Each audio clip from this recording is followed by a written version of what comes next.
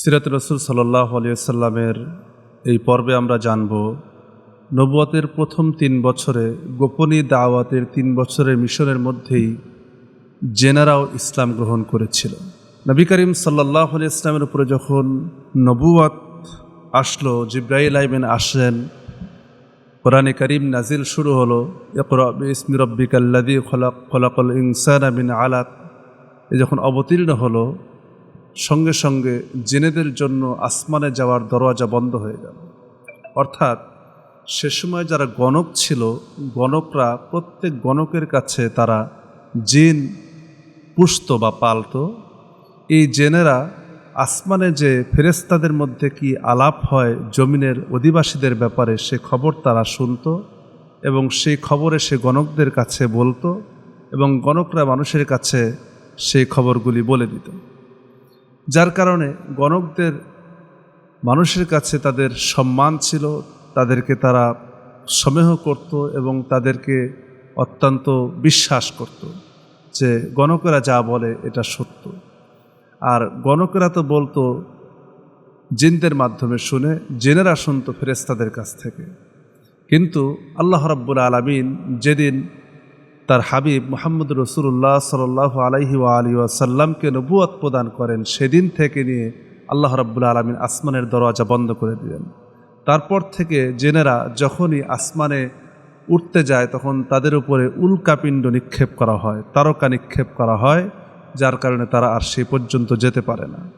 এরপর থেকে গণকেরা বিভিন্ন কথা বানিয়ে নিজেদের মতো করে মন গড়া বলতে লাগলো।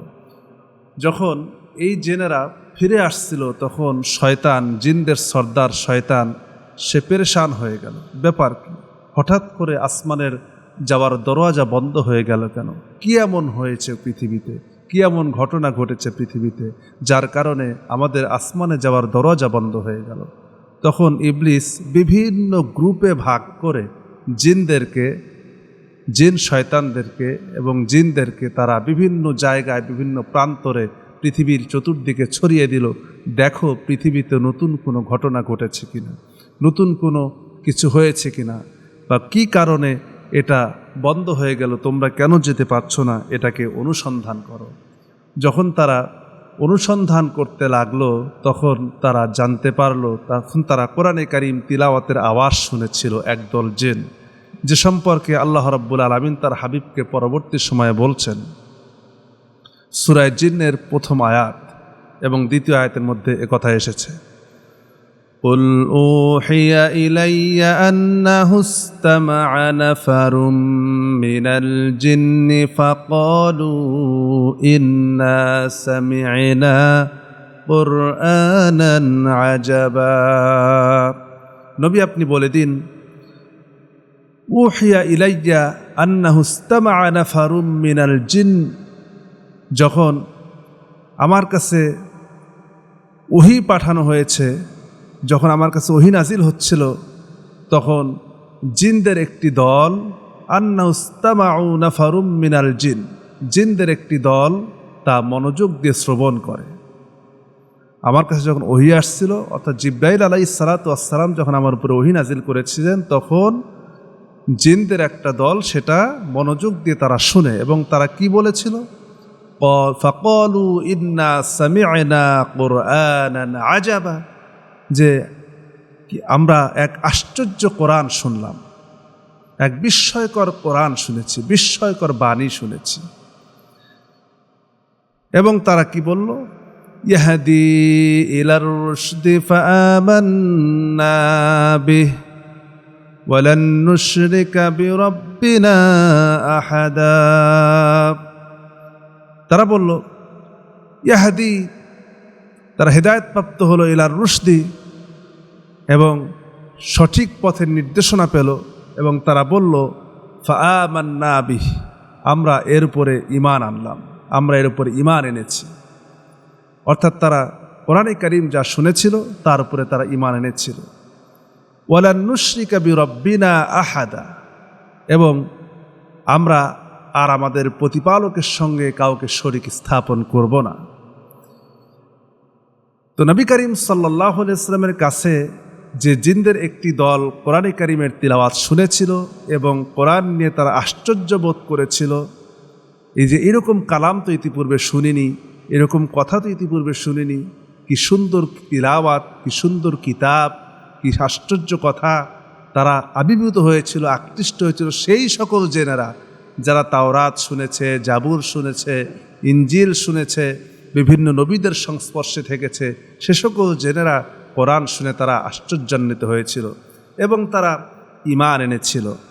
কিন্তু নবী করিম সাল্লাল্লাহু আলাইহি ওয়াসাল্লাম এই বিষয়টি তিনি জানতেন না যে জেনেরা তারা আমার কালাম শুনে ঈমান এনেছে। পরবর্তী সময়ে আল্লাহ রাব্বুল আলামিন এই সূরা জিন নাজিল করে তার নবীকে এই কথার সংবাদ দিয়েছেন যে আপনার কাছে যখন ওহী করা হচ্ছিল তখন জেনেরা আপনার কালাম শুনেছে। এছাড়াও সূরা আহকাফের 29 থেকে 32 নম্বর আয়াত পর্যন্ত যদি আমরা দেখি তাহলে এখানে আরও কিছু বিষয় স্পষ্ট হয়ে যাবে। আমরা দেখি আল্লাহ তাআলা কি বলছেন। وَإِذْ صَرَفْنَا إِلَيْكَ نَفَرًا مِنَ الْجِنِّ يَسْتَمِعُونَ الْقُرْآنَ فَلَمَّا حَضَرُوهُ قَالُوا أَنصِتُوا فَلَمَّا قُضِيَ وَلَّوْا إِلَى قَوْمِهِمْ مُنذِرِينَ। অর্থাৎ যখন আমি একদল জিনকে আপনার প্রতি আকৃষ্ট করেছিলাম, ইস সরফনা ইলাইকা নাফরম মিনাল জিন, যখন একদল জিনকে আমি আপনার প্রতি আকৃষ্ট করেছিলাম, ইয়াস্তামিউন আল কোরআন, এবং তারা কোরআনে কারীমের তিলাওয়াত শুনছিল। ফালাম্মা হাদরুহু, এবং তারা সেই পাঠের জায়গায় উপস্থিত হলো, এবং ক্বালু আনসিতু, তারা নিজেরাই একজন আরেকজনকে বলল যে চুপ থাকো এবং মনোযোগ দিয়ে শোনো। দেখেন আল্লাহ তাআলা, তারা কিন্তু এ আয়াত জানতো না যে আল্লাহ তাআলা নির্দেশ দিয়েছেন যখন কোরআন তিলাওয়াত করা হয় তখন তোমরা চুপ থাকো।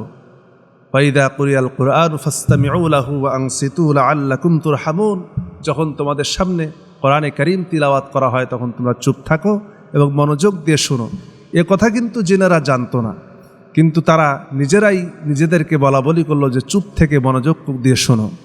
ফালাম্মা কুদিয়া, অতঃপর যখন তিলাওয়াত শেষ হলো, ওয়াল্লাউ ইলা কওমিহিম মুনদিরিন, তারা তাদের কওমের কাছে, তাদের জিন জাতির কাছে তারা ফিরে গেল সতর্ককারী হিসাবে। অর্থাৎ আল্লাহ রাব্বুল আলামিন তার রসুলকে যে সতর্ককারী হিসাবে পৃথিবীতে প্রেরণ করেছিলেন, তারা কোরআনে কারীম শুনে নিজেদেরকে এক একজন সতর্ককারী মনে করে অন্য জিনদেরকেও সতর্ক করার জন্য গেল যে তোমরাও জাহান্নাম থেকে বাঁচো। কারণ আল্লাহ সুবহানাহু ওয়া তাআলা পৃথিবীতে মানুষ এবং জিন জাতিকেই কেবল তার ইবাদতের জন্য সৃষ্টি করেছেন, এটা আমরা সকলেই জানি। আল্লাহ পাক বলছেন, মা খলাকতুল জিন্না ওয়াল ইনসা ইল্লা লিয়াবুদুন, নিশ্চয়ই আমি মানুষ এবং জিন জাতিকে সৃষ্টি করেছি শুধুমাত্র আমার ইবাদতের জন্য। যদি আমরা আরবির অর্থ এভাবে করি, আল্লাহ যেভাবে বলছেন মা খলাকতুল জিন্না ওয়াল ইনসা, আমি মানুষ এবং জিন জাতিকে সৃষ্টি করিনি ইল্লা লিয়াবুদুন, ইবাদত ছাড়া। অর্থাৎ কতটা গুরুত্ব দেওয়ার জন্য বলা হচ্ছে যে আমি সৃষ্টি করিনি, করেছি শুধুমাত্র ইবাদতের জন্য, শুধুমাত্র গোলামির জন্য। কিন্তু আজকে আমরা মানুষ সেই ইবাদত থেকে গাফেল। এই সতর্ক বাণী দেওয়ার জন্য এই জেনেরা রাসূল করিম সাল্লাল্লাহু আলাইহি ওয়াসাল্লামের কাছে কোরআনে কারীম শোনার পরে তারা ঈমান আনলো এবং তার জাতির কাছে, তার কওমের কাছে ফিরে গেল। তারা কি বলল? قالوا يا قومنا إنا سمعنا كتابا أنزل من بعد موسى مصدقا لما بين يديه يهدي إلى الحق وإلى طريق المستقيم। তারা বলল, ইয়া কওমানা, হে আমাদের কওম, হে আমাদের সম্প্রদায়, আমরা ইন্না সামি'না কিতাবান, আমরা এমন এক কিতাব শুনেছি, এমন এক কালাম শুনেছি, এমন এক বাক্য শুনেছি, এমন এক বাণী শুনেছি, উনজিলা মিন বাদি মূসা মুসাদ্দিকাল লিমা বাইনা ইয়াদাইহি, যা মূসার উপর অবতীর্ণ হয়েছে এবং মূসার উপরে যে কিতাব অবতীর্ণ হয়েছিল সেই পূর্ববর্তী কিতাবের সত্যায়ন প্রমাণ করে। এবং ইলাল হক, এটা সত্য ধর্ম, ওয়াইলা ওয়াইলা তরিকিম মুস্তাকিম, এবং তা সরল সঠিক পথের দিকে সকলকে পরিচালিত করে। মানে এই কিতাব এমন কিতাব, যে কিতাব আমরা শুনলাম, এমন কিতাব শুনেছি যে কিতাব মানুষকে দ্বীনের পথে, সঠিক পথে পরিচালিত করে, সিরাতুল মুস্তাকিমের পথে পরিচালিত করে। এ কথা জেনারা যারা শুনলো, তারা যে তার সম্প্রদায়কে, তার কওমের কাছে এই দাওয়াত দিল। এবং তারা আরো বলল, ইয়া কওমানা আজিবু দাঈয়াল্লাহি ওয়া আমিনু বিহি ইয়াগফির লাকুম মিন যুনুবিকুম ওয়া ইউজিরকুম মিন আযাবিন আলীম। তারা বলল, ইয়া কওমানা, হে আমার কওম, আজিবু দাঈয়াল্লাহি, আজিবু দাঈয়াল্লাহি, তোমরা আল্লাহর দিকে যে আহ্বান করছে তার আহ্বানে সাড়া দাও। অর্থাৎ দাঈ আল্লাহ, আল্লাহর দিকে আহ্বানকারীর আহ্বানে সাড়া দাও, আজিবু, সাড়া দাও, ওয়া আমিনু, এবং তার প্রতি বিশ্বাস স্থাপন করো, আমিনু বিহ, তার প্রতি বিশ্বাস স্থাপন করো, ইয়াগফির লাকুম, তাহলে তোমাদেরকে ক্ষমা করা হবে, তিনি তোমাদেরকে ক্ষমা করবেন, মিন যুনুবিকুম, তোমাদের গুনাহসমূহ, এই যে এতদিন নাফরমানি করেছো, ভুল করেছো, অন্যায় করেছো, এগুলি আল্লাহ রাব্বুল আলামিন তোমাদেরকে ক্ষমা করে দেবেন। ওয়া ইউজিরকুম মিন আযাবিন আলীম, আর তোমাদেরকে জাহান্নামের আযাব থেকে, কঠিন শাস্তি থেকে তোমাদেরকে বাঁচিয়ে দেবেন। এবং তারা বলল, ওয়ামান লা ইউজিব দাঈয়াল্লাহি ফালাইসা বিমুজিজিন ফিল আরদি ওয়া লাইসা লাহু মিন দুনিহি আউলিয়া উলাইকা ফি দালালিম মুবিন। আর যে ব্যক্তি তার আহ্বানে সাড়া দেবে না, যে ব্যক্তি দায়ীর কথায় সাড়া দেবে না, অর্থাৎ মুহাম্মদ সাল্লাল্লাহু আলাইহি ওয়াসাল্লামের কথায় যে সাড়া দেবে না, যে মানবে না, সে পৃথিবীতে আল্লাহকে তো অপারগ করতে পারবে না, আল্লাহকে তো সে পরাস্ত করতে পারবে না, এবং তার জন্য কোনো সাহায্যকারীও থাকবে না, তার জন্য কোনো বন্ধুও থাকবে না, পরকালেও কোনো বন্ধু থাকবে না। উলাইকা ফি দালালিম মুবিন, আর এ ধরনের লোকেরা প্রকাশ্যে পথভ্রষ্টতার মধ্যে লিপ্ত। দেখুন, জেনেরা নবী করিম সাল্লাল্লাহু আলাইহি ওয়াসাল্লামের মুখে কালাম শুনলো, এবং তারা কি করলো? কালাম শুনে ঈমান আনলো, ঈমান এনে নিজেরা তো ঈমান আনলো, এইটাকে গ্রহণ করলো, বিশ্বাস করে নিল, বিশ্বাস করেই বসে থাকলো না, তারা চলে গেল তার কওমের কাছে, এবং তার কওমের কাছে দাওয়াত দিতে লাগলো। রাসূল যে বলেছেন, বাল্লিগু আন্নী ওয়ালাউ আয়া, আমার কাছ থেকে একটি আয়াতও যদি শোনো, সেটা তুমি আরেকজনের কাছে পৌঁছে দাও। দাওয়াত এটি সবচেয়ে বড় একটি ইবাদত। ইবাদতের মধ্যে বড় ইবাদত হচ্ছে, ফজিলতের ইবাদত হচ্ছে দাওয়াত, দায়ী হওয়া। আপনি যতটুকু জানবেন, যতটুকু বুঝবেন, যতটুকু আপনার অনুধাবনে হবে, অতটুকু আপনার বন্ধুমহল, আপনার আশেপাশে, আপনার প্রতিবেশী, আপনার নিকটতম, আপনার ভাই বেরাদার, তাদেরকে দাওয়াত দিয়ে ফিরিয়ে নিয়ে আসুন। এটি হচ্ছে প্রত্যেক মুসলমানের জন্য দায়িত্ব, ঈমানি দায়িত্ব। এছাড়া আমরা কয়েকটি হাদিস থেকে আমরা এ বিষয়গুলি আরও জানতে পারি।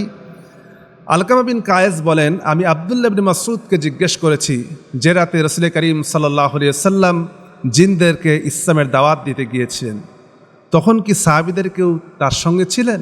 তিনি বললেন, না, তবে আমরা এক রাতে রাসূল করিম সাল্লাল্লাহু আলাইহি ওয়াসাল্লামের সঙ্গে ছিলাম, আমরা তাকে হারিয়ে ফেললাম, তাকে আমরা পাহাড়ের উপত্যকায়, গিরিপথে বিভিন্ন জায়গায় খুঁজতে লাগলাম, কিন্তু রাসূল করিম সাল্লাল্লাহু আলাইহি ওয়াসাল্লামকে কোথাও খুঁজে পেলাম না। আমরা আশঙ্কা করলাম হয়তো জেনেরা তাকে উঠিয়ে নিয়ে গিয়েছে, অথবা কোনো কেউ তাকে দেখতে পেয়ে তাকে হত্যা করে ফেলেছে, অতর্কিত হামলা করেছে। রাতটা আমাদের খুবই খারাপ কাটলো। ভোর হলে আমরা তাকে হেরা গুহার দিক থেকে আসতে দেখলাম। আমরা বললাম, ইয়া রাসূলুল্লাহ, ইয়া হাবিব আল্লাহ, আমরা আপনাকে হারিয়ে ফেলে অনেক খোঁজাখুঁজি করেছি, কিন্তু কোনো সন্ধান পাইনি। আমাদের রাতটা চরম দুশ্চিন্তার মধ্যে কেটেছে। তিনি বললেন, জিনদের পক্ষ থেকে এক আহ্বানকারী আমাকে নিতে আসে, আমি তার সাথে গিয়ে তাদেরকে কোরআনে কারীম তিলাওয়াত করে শোনালাম। আব্দুল্লাহ ইবনে মাসউদ বলেন, তিনি আমাদেরকে সাথে করে নিয়ে গিয়ে জিনদের বিভিন্ন নিদর্শন, আগুনের চিহ্ন ইত্যাদি দেখালেন। তারা তার কাছে খাদ্যের প্রার্থনা করলে তিনি বললেন, যে সকল জন্তু আল্লাহর নামে জবাহ করা হয়েছে এবং আল্লাহর নামে জবাহ করা হয়েছে, তার হাড় গোড় তোমাদের খাদ্য, তোমরা তোমাদের হাতের স্পর্শের দ্বারা আল্লাহ পাক তা আবার পুনরায় গোশতে পরিপূর্ণ করে দেবেন, আর গোবর হলো তোমাদের পশুর খাদ্য। এরপর রাসূল করিম সাল্লাল্লাহু আলাইহি ওয়াসাল্লাম আমাদেরকে বললেন, ফালা তাস্তানজু বিহিমা ফাইন্নাহুমা তুআমু ইখওয়ানিকুম, সুতরাং তোমরা এই দুটো জিনিস দিয়ে ইস্তেঞ্জা করো না, কারণ এই দুটো জিনিস তোমাদের ভাইদের খাদ্য। সহিহ মুসলিমের হাদিসে এ বর্ণনা এসেছে। আরেক বর্ণনা এসেছে, আব্দুল্লাহ ইবনে মাসউদ নবীজির সঙ্গে গিয়েছেন। তিনি বর্ণনা করেন, মক্কায় এক রাতে রাসূল করিম সাল্লাল্লাহু আলাইহি ওয়াসাল্লাম সাহাবাদের কেরামকে বললেন, তোমাদের কেউ যদি জিনদের দেখতে চায় সে যেন আজ রাতে আমার সঙ্গে গমন করে। আমরা কিন্তু ইতিপূর্বে জেনেছি যে আব্দুল্লাহ ইবনে মাসউদ এমন সাহাবী ছিলেন যিনি সবসময় রাসূল করিম সাল্লাল্লাহু আলাইহি ওয়াসাল্লামের সঙ্গে লেগে থাকতেন।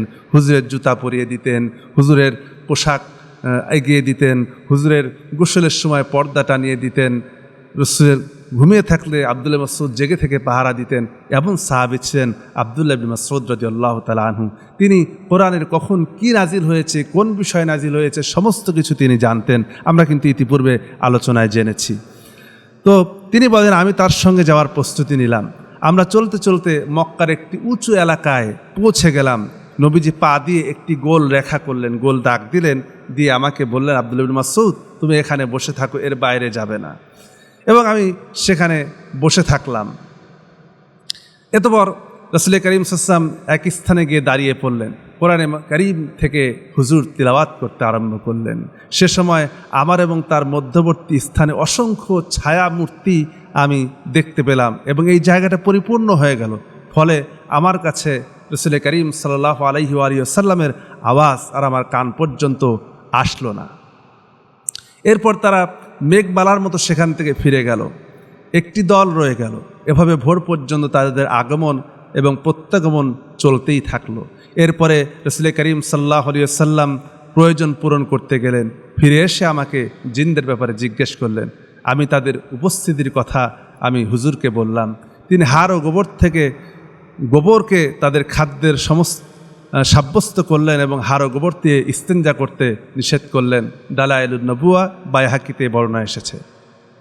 এছাড়াও আবু হুরায়রা বর্ণনা করেন, আমি রাসূল করিম সাল্লাল্লাহু আলাইহি ওয়াসাল্লামের ওযু ইস্তেঞ্জার ব্যবহারের জন্য পানি ভর্তি পাত্র নিয়ে তার পিছু যাচ্ছিলাম।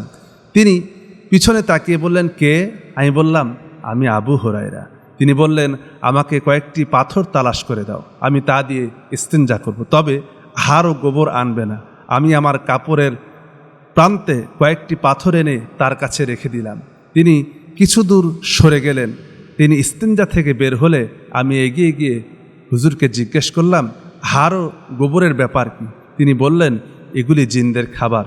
নিসিবিন নামক স্থান থেকে আমার কাছে জিনদের একটি প্রতিনিধি দল এসেছিল। তারা ভালো জিন ছিল। তারা আমার কাছে ঈমান এনেছিল, আর আমি আল্লাহর কাছে তাদের জন্য দোয়া করলাম, যখন কোনো হাড় এবং গোবর তাদের হাতে আসবে তখন তা থেকে যেন তারা খাবার পায়। এটাও সহিহ বুখারীর বর্ণনা এসেছে। এছাড়াও জিনরা যে ইসলাম গ্রহণ করেছিল, কবুল করেছিল, এ ব্যাপারে জাবির বিন আব্দুল্লাহ রাদিয়াল্লাহু তাআলা আনহু বর্ণনা করেন, রাসূল করিম সাল্লাল্লাহু আলাইহি ওয়াসাল্লামের আমাদের সামনে একদিন সূরা রহমান তিলাওয়াত করলেন। কি সুন্দর মজার সূরা! আর রহমান আল্লামাল কোরআন খলাকাল ইনসান আল্লামাহুল বায়ান। হুজুর তিলাওয়াত করলেন, কিন্তু তারা নিশ্চুপ রইলেন। সাহাবায়ে কেরাম কোনো জবাব দিলেন না, খুব মনোযোগ দিয়ে স্থির চিত্তে হুজুরের তিলাওয়াত শুনতে লাগলেন।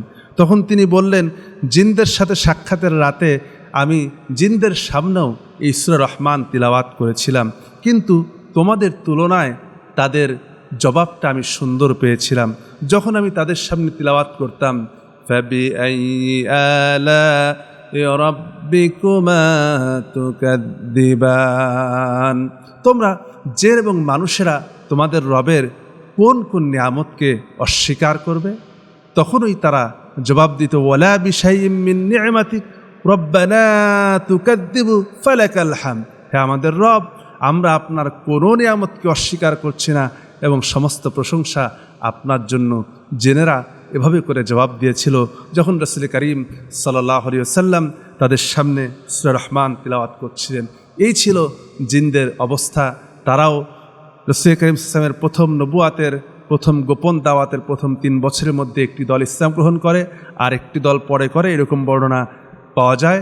তো জেনেরাও রাসূলের হাতে হাত দিয়ে ইসলাম গ্রহণ করেছে, কিন্তু মক্কার অসংখ্য কাফের জিনেরা প্রথম তিলাওয়াত শুনেই ইসলাম গ্রহণ করে ফেলেছে। অথচ যাদের মধ্যে রসুল বড় হলেন, যাদের মধ্যে রসুল থাকলেন, তারা রসুলুল্লাহর প্রতি ঈমান আনতে পারল না, ইসলাম কবুল করতে পারল না।